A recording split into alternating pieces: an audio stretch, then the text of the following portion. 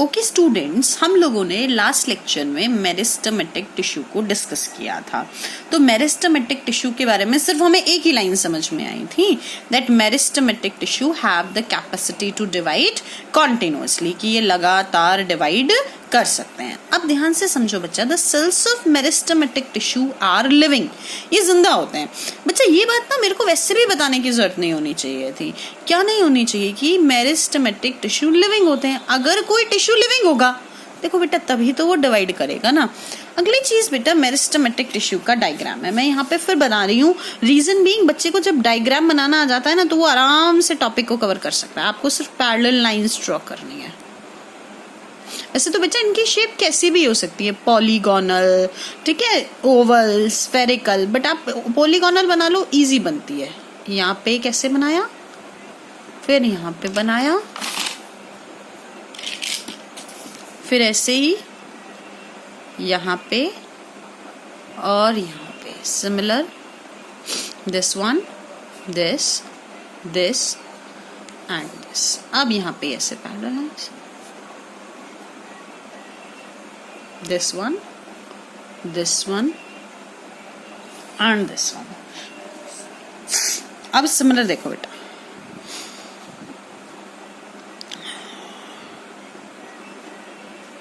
ऐसे, इतना समझ में आ गया होगा। अब देखो बेटा, ये शेप तो सभी बच्चे आराम से बना ही लेंगे। अब आपको क्या करना होता है, इनके अंदर बनाने होते हैं एक एक न्यूक्लियस। अब लिविंग है तो न्यूक्लियस तो बनाएंगे ही बनाएंगे बेटा।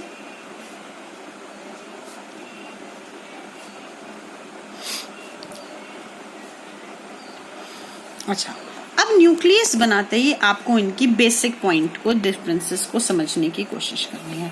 देखो बेटा, this one is what, this one is nucleus. ये तो बेसिक लेबलिंग है, आप ये तो खुद भी कर सकते थे। अच्छा बच्चे, अब देखो, इन सब में आप लिक्विड बनाएंगे and that liquid is known as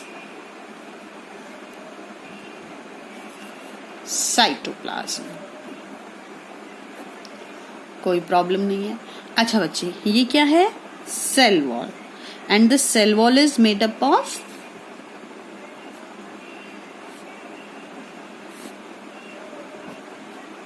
cellulose. किसकी बनी हुई होती है बेटा, सेल्यूलोज की बनी हुई होती है। ठीक है, इसमें कोई दिक्कत नहीं है। अगला क्या कहता है बेटा, अगला कहता है कि इनमें inter cellular space is absent। देखो बच्चा, इंटर सेल्यूलर स्पेस का मतलब क्या होता है, दो सेल्स के बीच का स्पेस। दो सेल्स के बीच का स्पेस क्या होता है, एब्सेंट होता है। तो दिख रहा है बेटा, इंटर मीन्स इन बिटवीन, तो इंटर सेल्यूलर स्पेस मीन्स दो सेल के बीच का स्पेस। तो आपको कहीं दिख ही नहीं रहा है, तो आपको समझ में आ गया, inter cellular space is absent. तो आपसे कोई कहेगा ना मेरिस्टेमेटिक टिश्यू के कैरेक्टरिस्टिक्स लिखो, तो आप वो खुद भी लिख सकते हैं। आपको ना किसी को लर्न करने की जरूरत नहीं है, सिर्फ आप इस डायग्राम को प्रैक्टिस करना, और चाहे तो फ्रेयर नोटबुक में भी 2 बार ड्रॉ कर लेना। देखो बच्चा लोग, क्योंकि आप लोगों का डायग्राम बहुत अच्छे से बन गया है, तो आप लोगों को फर्दर पॉइंट्स को डिस्कस करना है। तो पहला पॉइंट क्या कहता है, the cells of meristematic tissue are similar in structure and that is they are isodiametric. देखो बेटा, आइसोडायमेट्रिक का मतलब होता है सबका एक जैसा सा डायमीटर होना, मतलब जितना चौड़ा ये सेल है अप्रोक्सीमेटली उतना ये, उतना ये, उतना ये। तो ये सारे कैसे होते हैं बेटा, आइसोडायमेट्रिक होते हैं। ये बात हम पहले ही समझ चुके हैं, that they may be oval, round और polygonal in the shape. Next point तो बिल्कुल समझाने की जरूरत नहीं है, the presence of nucleus and cytoplasm. Next कहता है the vacuoles are absent as there is no need of storage of food. देखो बच्चा, खाना कोई क्यों स्टोर करता है, क्योंकि उसको बाद में काम करने के लिए खाना चाहिए होता है। पर बेटा, एक सेल अगर कॉन्टिन्यूअसली खाना काम करता रहे तो उसका खाना तो सारा यूज हो जाएगा। तो ऑफ कोर्स बच्चे, क्योंकि ये मेरिस्टेमेटिक टिश्यू कॉन्टिन्यूअसली डिवाइड करते हैं, इसी वजह से क्या है बेटा, इसी वजह से इनके अंदर वैक्यूल्स एब्सेंट होते हैं, क्योंकि खाना ही स्टोर इनके अंदर नहीं हो पाता है। नेक्स्ट पॉइंट क्या कहता है बेटा, types of apical meristematic tissue. देखो बच्चा, डिस्कस करेंगे टाइप। तीन टाइप्स होती हैं। पहला नाम है एपिकल। देखो बच्चा, नाम लर्न करने का एक ही तरीका होता है, आप एक नाम को बार बार बोलो। The name is apical meristematic tissue. Apical meristematic tissue. Apical का मतलब होता है tip. That means it is present at the growing tip of plant and it is responsible for the growth of plant. देखो बच्चे, ये कहाँ present होता है? ग्रोइंग टिप पर प्रेजेंट होता है। और किसके लिए रिस्पॉन्सिबल होता है? ग्रोथ के लिए रिस्पॉन्सिबल होता है। इतने में ना बेटा किसी बच्चे को मैंने तो आज तक प्रॉब्लम होते हुए नहीं देखी है। बस बच्चों को ना कभी कभी नाम लर्न करने में प्रॉब्लम होती है।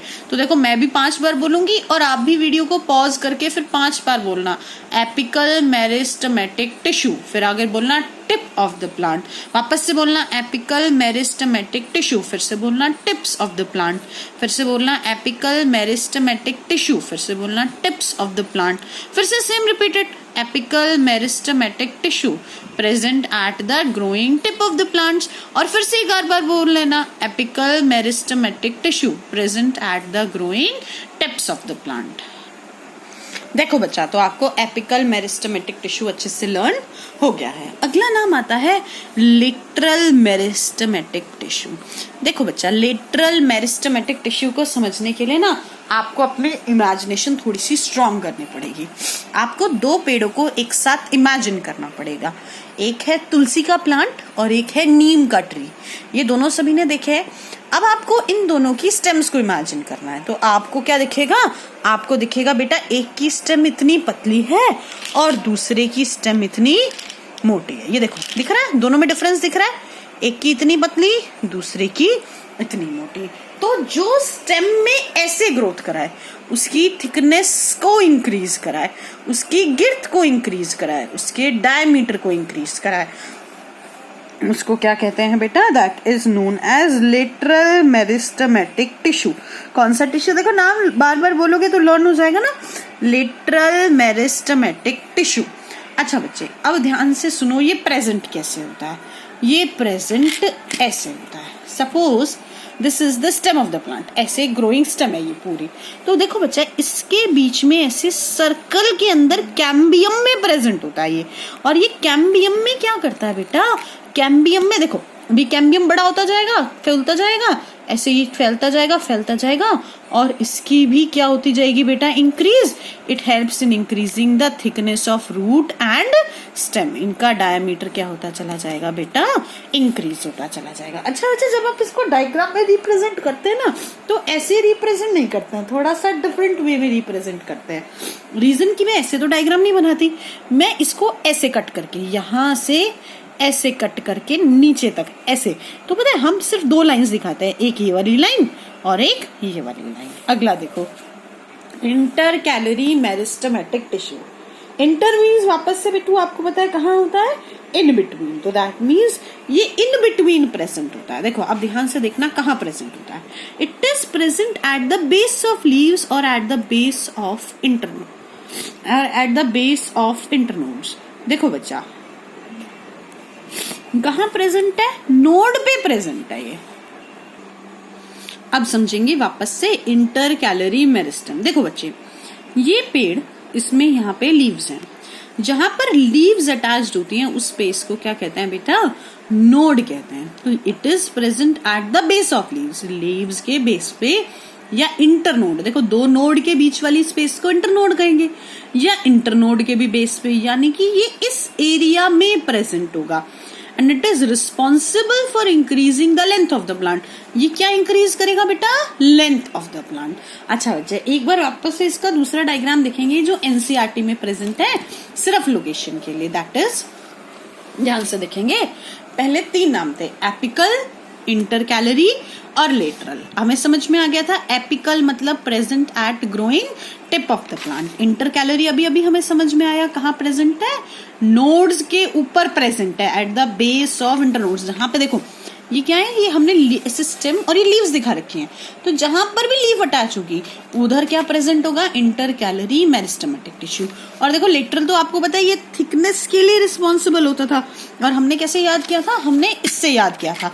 हमने कहा था देखो, हाँ, होता तो ऐसे, पर हम इसको कट करके ऐसे डायग्राम बना रहे हैं ना, तो 1 लाइन और 2 लाइन दिखाई देगी। तो thank you so much class.